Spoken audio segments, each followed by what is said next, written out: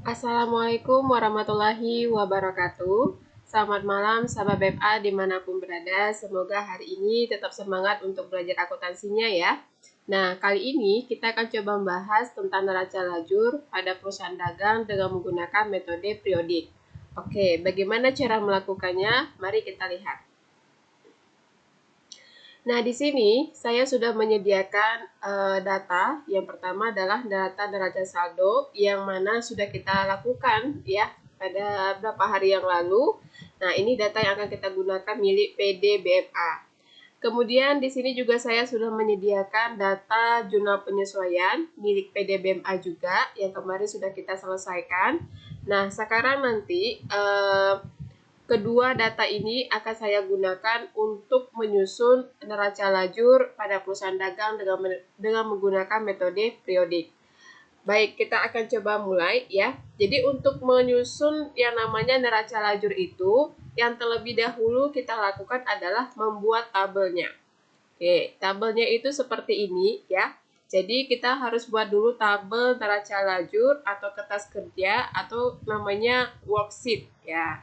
Jadi kita buat adalah pertama nomor akun, kolom nomor akun, kolom nama akun, kemudian kolom neraca saldo terdiri dari debit kredit, kemudian kolom jurnal penyesuaian debit kredit, kolom neraca saldo setelah disesuaikan debit kredit, kemudian laba rugi debit kredit dan neraca debit kredit.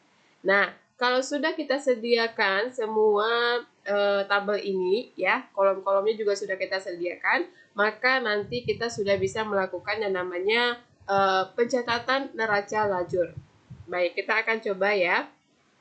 Nah, pertama sekali yang kita harus lakukan adalah memindahkan data neraca saldo ini seluruhnya ke kolom atau ke laporan neraca lajur. Oke, nah kita coba buat. Ini akan saya pindahkan mulai dari nomor akun ya, dari kas sampai ke beban listrik. Kemudian saya akan pindahkan nominalnya sesuai dengan posisi masing-masing ya, mulai dari sini sampai ke 150.000. Oke, mari kita coba cek. Nah, dia seperti ini ya. Setelah saya memindahkan data neraca saldo tadi, maka nanti akan terlihat tampilannya seperti ini. Jadi kita pindahkan semuanya yang dari kas sampai ke beban listrik itu ke kolom neraca saldo yang ada di neraca lajur kita. Dan jangan lupa setelah memindahkan masing-masing akun dan nominalnya, kita jumlahkan kembali posisi debit dan kreditnya. Harus sesuai dengan yang ada di neraca saldo sebelumnya. Nah, ketika kita melihat seperti ini, ternyata sudah sesuai ya. Nah, ini dinyatakan sudah benar. Kemudian apalagi yang harus kita lakukan? Yang kita lakukan adalah memindahkan semua data-data yang ada di jurnal penyesuaian. Oke, cara memindahkannya seperti apa? Cara memindahkannya itu seperti ini ya. Jadi nanti kita akan pindahkan satu-satu akun-akun yang ada di akun-akun yang ada di jurnal penyesuaian ini. Misalnya yang pertama adalah beban perlengkapan. Nah, nominalnya 500.000 di debit. Maka saya akan lakukan seperti ini. Beban perlengkapan ya. Kemudian di debit Rp500.000. Oke. Nah, kalau tidak ada akunnya di atas ini, maka kita akan buka dia di bawah. Ya, jadi kalau tidak ada kita temukan nama akunnya di atas, maka kita buka dia di bawah. Beban perlengkapan Rp500.000. Kemudian ada akun perlengkapan di kredit Rp500.000. Berarti kita juga akan pindahkan di sini ya. Ada akun perlengkapan berarti saya letakkan di sini di kreditnya Rp500.000. Selanjutnya di sini ada ikhtisar laba rugi di debit 12 juta. Dan di sini ada ikhtisar laba rugi di kredit 15 juta. Saya akan pindahkan juga ke mari. Sebentar. Ya. Jadi ini nanti akan saya pindahkan. Ya, ini dia. Ikhtisar laba rugi itu tidak ada di atas, maka saya akan pindahkan dia maka saya akan catat dia di bawah. Saya akan buka akunnya. Tadi yang pertama ada di debit 12 juta. Kemudian yang kedua ada di kredit 15 juta. Maka saya akan letakkan seperti ini. Sudah? Kemudian lanjut lagi, ada persediaan barang dagang. Yang pertama itu di kredit 12 juta, yang kedua di debit 15 juta. Maka ini akan saya pindahkan ke kolomnya, ya, ke kolom neraca lajur. Nah, di sini ada persediaan barang dagang. Jadi kita tidak perlu lagi membuka di bawah, cukup letakkan saja nominalnya di sini. Yang pertama itu tadi 12 juta di kredit. Kemudian ada lagi yang di debit 15 juta. Nah, ini sudah selesai. Nah, selanjutnya kita cek kembali. Di sini ada beban penyusutan peralatan kantor. Posisinya di debit Rp2.600.000. Maka saya akan pindahkan ke kolom neraca lajur ya. Karena di sini tidak ada beban penyusutan peralatan kantor, maka saya akan buka dia di bawah. Ini dia beban penyusutan peralatan kantor, posisinya di debit Rp2.600.000. Nah, kemudian di sini ada akumulasi penyusutan peralatan kantor di kredit sebesar Rp2.600.000. Maka saya akan pindahkan. Di sini ternyata kita dapatkan akumulasi penyusutan peralatan dan kita letakkan dia posisinya di kredit Rp2.600.000. Kalau sudah, kemudian kita akan pindahkan lagi akun beban sewa. Di debitnya Rp400.000. Maka saya pindahkan juga di sini beban sewa. Kenapa saya letakkan di bawah? Karena di atas tidak ada beban sewa. Maka saya buka akun barunya di bawah, kemudian saya buat di sini di debit Rp400.000. Selanjutnya, di sini ada kredit ya, sewa dibayar di muka sebesar Rp400.000. Maka saya akan pindahkan juga ke kolom ini. Nah, karena di sini ada sewa dibayar di muka akunnya, saya tinggal memindahkan yang namanya nominal Rp400.000 saja ke kolom kredit.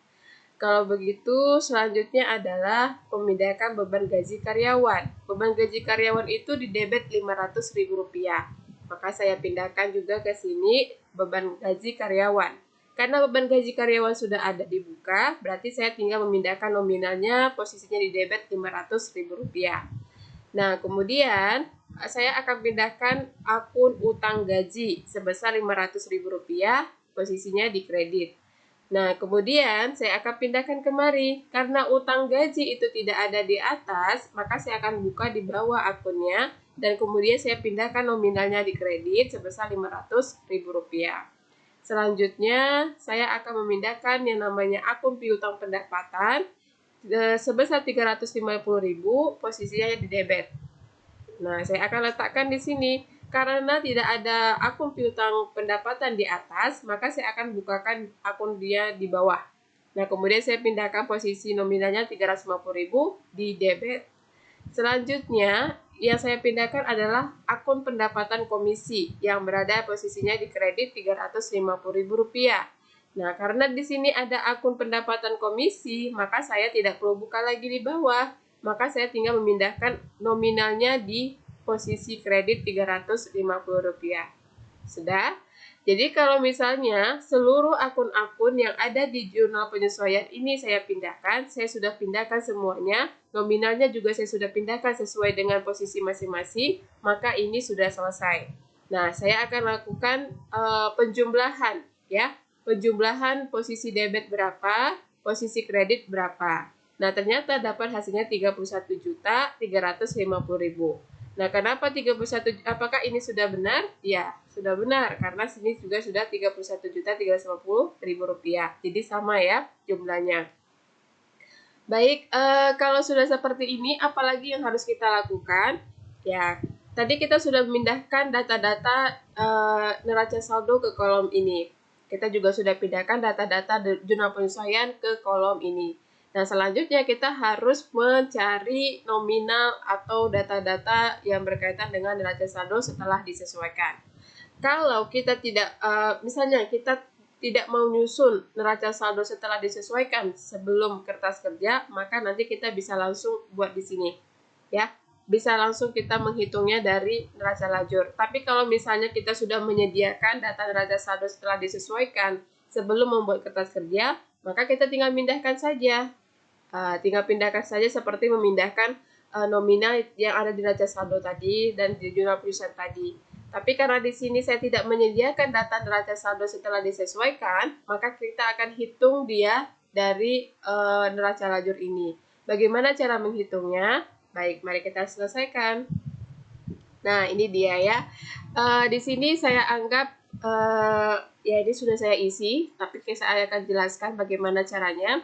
Ya, jadi caranya itu untuk mendapatkan nominal-nominal yang ada di kolom neraca saldo setelah disesuaikan ini, ya. Kita tinggal melakukan kolaborasi ya atau penggabungan data antara neraca saldo dengan data jurnal penyesuaian. Jadi kalau ada nominalnya di neraca saldo, ada nominalnya di jurnal penyesuaian, maka kita akan lakukan penambahan atau pengurangan. Tapi kalau tidak ada, maka kita langsung pindahkan saja data nominal yang ada di neraca saldo ke neraca saldo setelah disesuaikan. Begitu pula misalnya tidak ada di neraca saldo, tapi adanya di jurnal penyesuaian, maka langsung kita pindahkan saja nominalnya ke neraca saldo setelah disesuaikan. Nah, contohnya seperti ini. Ini kan tidak ada di jurnal penyesuaian, maka saya akan langsung pindahkan nominalnya kemari. Kemudian piutang usaha juga tidak ada di sini, berarti saya akan pindahkan langsung kemari.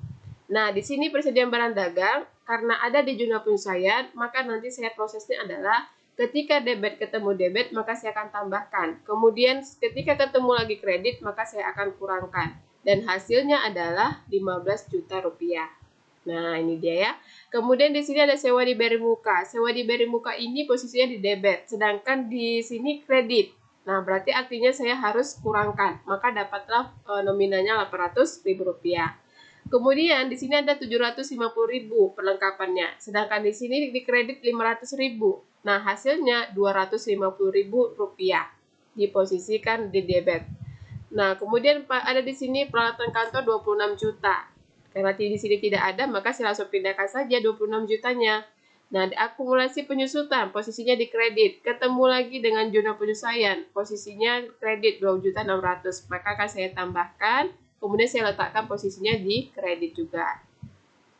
Hutang dagang, saya pindahkan langsung kemari Rp38.600.000 sesuai dengan posisinya di kredit. Modal Aisyah juga saya pindahkan di sini 55 juta sesuai dengan posisinya di kredit. Kemudian di sini ada Prive Aisyah, ya, posisinya di debit sebesar 5 juta, maka saya akan pindahkan langsung kemari. Nah, ada penjualan 37 juta, posisinya di kredit, maka saya akan pindahkan langsung kemari. Nah, ada lagi Rp700.000 pendapatan komisi, saya tambahkan dengan yang ada di jurnal penyesuaian, ya, jadinya dapat Rp1.050.000. Nah, kemudian potongan penjualan saya langsung pindahkan ke posisi debit. Pembelian saya pindahkan langsung ke posisi debit. Retur dan potongan pembelian saya langsung pindahkan ke posisi kredit. Nah, kemudian beban angkut pembelian saya pindahkan langsung ke posisi debit 600.000. Beban gaji karyawan ini saya tambahkan dulu dengan yang ada di jurnal penyesuaian, kemudian saya jumlahkan dan akhirnya saya letakkan di posisi debit. Beban listrik saya pindahkan langsung ke posisi debit. Beban perlengkapan saya pindahkan langsung ke posisi debit. 12 juta ini ikhtisar laba rugi, ini saya pindahkan kedua-duanya. Debit kredit saya pindahkan seperti ini, ya. Satu di debit, satu di kredit saya pindahkan. Nah, kemudian ada lagi beban penyusutan. Saya langsung pindahkan ke posisi debit. Ada beban sewa, saya pindahkan ke posisi debit. Ada utang gaji, saya pindahkan ke posisi kredit. Ada piutang pendapatan, saya pindahkan ke posisi debit. Nah, setelah semuanya saya sudah lakukan penjumlahan atau pengurangan antara dua kolom ini, maka hasilnya sudah selesai. Kemudian saya lakukan adalah penjumlahan masing-masing posisi, baik itu debit maupun kreditnya. Dan setelah saya hitung, ternyata ini hasilnya sudah balance atau seimbang, dan ini dinyatakan sudah benar. Oke, jadi data yang ada di kolom neraca saldo setelah disesuaikan ini sudah selesai. Berarti sudah 3 kolom yang kita selesaikan. Selanjutnya kita menyelesaikan kolom yang ada di laba rugi. Bagaimana cara melakukannya? Caranya adalah kita memindahkan semua akun-akun yang berkaitan dengan pendapatan dan beban. Kemudian karena ini adalah perusahaan dagang, berarti yang ada berkaitan dengan penjualan atau pembelian, retur ataupun potongan retur penjualan, retur pembelian, potongan penjualan, maka akan kita pindahkan juga di laporan laba rugi, termasuk ikhtisar laba rugi, ya. Jadi di sini saya akan pindahkan nih, nominal penjualan saya pindahkan kemari. Kemudian pendapatan komisi saya pindahkan kemari. Kemudian potongan penjualan, ya, potongan penjualan saya pindahkan kemari, ya, dari sini saya pindahkan kemari. Kemudian ada pembelian, saya pindahkan kemari. Nah, kemudian ada lagi retur. Returnya berarti saya pindahkan kemari. Ada lagi beban angkut pembelian, saya pindahkan. Ada beban gaji karyawan, saya pindahkan kemari. Ada beban listrik, saya pindahkan kemari. Ada lagi beban perlengkapan, saya pindahkan kemari. Kemudian ada ikhtisas laba rugi, saya pindahkan dua-duanya ini ke sini, debit dan kredit. Kemudian ada beban penyusutan, saya pindahkan kemari. Ada beban sewa, saya pindahkan juga ke mari. Nah, setelah semuanya saya pindahkan sesuai dengan posisinya masing-masing, ya. Kemudian kita lakukan penjumlahan. Seperti biasa, kita jumlahkan dulu posisi debitnya berapa, kemudian kita jumlahkan posisi kreditnya berapa. Dan ketika saya hitung, ternyata ini ada perbedaan jumlah, ya. Kenapa perbedaan jumlah? Karena memang ini tidak diminta untuk seimbang, ya. Tapi kita untuk melihat apa yang terjadi, gitu kan. Nah, kebetulan karena di sini posisinya lebih besar pada kolom kredit, berarti ini akan mengakibatkan perusahaan mengalami suatu keuntungan atau laba. Jadi ketika posisi kredit lebih besar nominalnya daripada posisi debit, maka ini dikatakan laba usaha. Nah, seperti yang ada di sini artinya pendapatan perusahaan lebih besar daripada beban yang dikeluarkan oleh perusahaan tersebut. Oke, dan setelah itu kita memperoleh selisihnya sebesar 8.070.000 dan ini kita akan akui sebagai laba usaha kita. Nah, selanjutnya kalau kolom laba rugi sudah kita selesaikan dan sudah mendapatkan hasilnya, maka yang harus kita lakukan selanjutnya adalah memindahkan data-data atau nominal yang ada di neraca. Jadi, yang ada di neraca saldo setelah disesuaikan ini yang berkaitan dengan yang berkaitan dengan akun-akun neraca akan kita pindahkan. Ya, apa saja yang terkait dengan akun neraca? Ya, seperti aktiva, pasiva, dan ekuitas. Nah, kalau di sini kita lihat akun-akun aktiva itu dari kas sampai peralatan kantor. Ini akan kita pindahkan nominalnya yang ada di sini.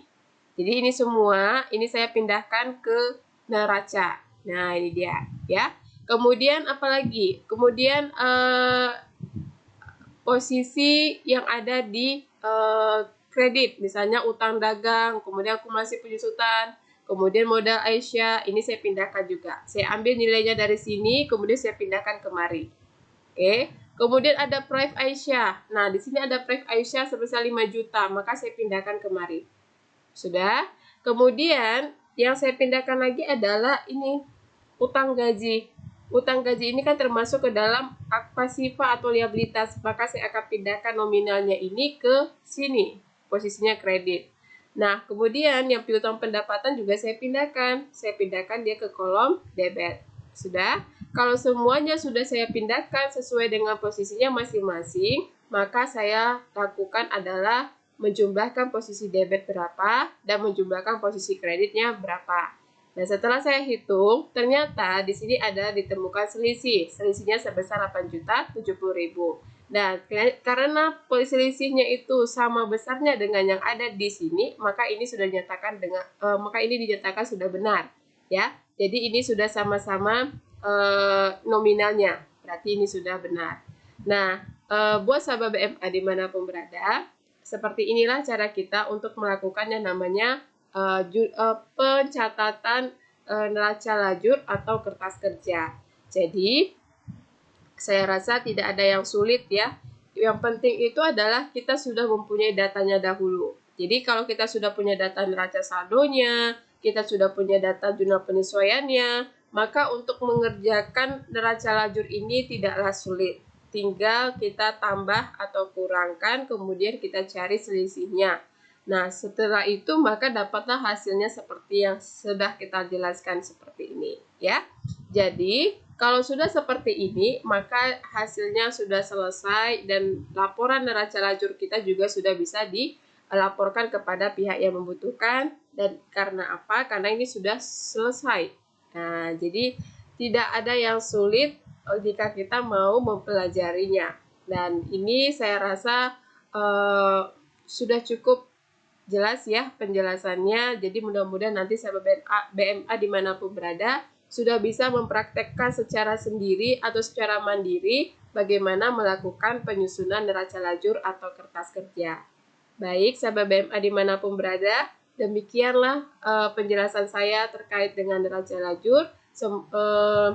Sampai ketemu lagi untuk penjelasan berikutnya tentang akuntansi. Dan jangan lupa tetap jaga kesehatannya, tetap semangat untuk belajarnya ya. Dan assalamualaikum warahmatullahi wabarakatuh. Selamat malam.